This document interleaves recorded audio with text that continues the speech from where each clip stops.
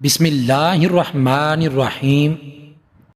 ایک بزرگ نے بیان فرمایا کہ میں نے ایک شخص کو کعبۃ اللہ میں دیکھا کہ اس شان کے ساتھ طواف کر رہا ہے کہ اس کے پیچھے خدام ہیں، اس کے لیے راستہ صاف کیا جا رہا ہے، دھکوں مکوں کے ذریعے طواف کرنے والوں کو ہٹایا جا رہا ہے، لوگ گردنیں اٹھا اٹھا کر ان کو دیکھ رہے ہیں۔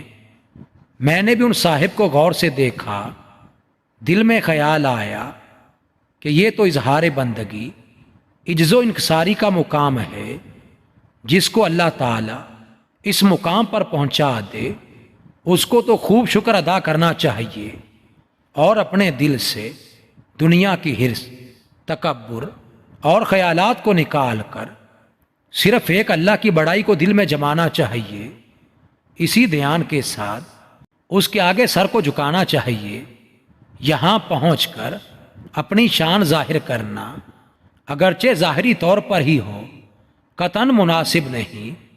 بس یہ خیالات آئے اور ختم ہو گئے۔ وہ صاحب بھی طواف سے فارغ ہو کر چلے گئے۔ چند سالوں کے بعد بغداد جانا ہوا۔ وہاں ایک پل کے کنارہ ایک فقیر پر نظر پڑی جو ہر گزرنے والے سے بھیک مانگتا پھر رہا تھا۔ لوگ اس کو حقارت کی نگاہ سے دیکھتے اور گزر جاتے۔ میں نے اس فقیر کی طرف غور سے دیکھا تو وہ کہنے لگا، کیوں گھور کر دیکھ رہے ہو؟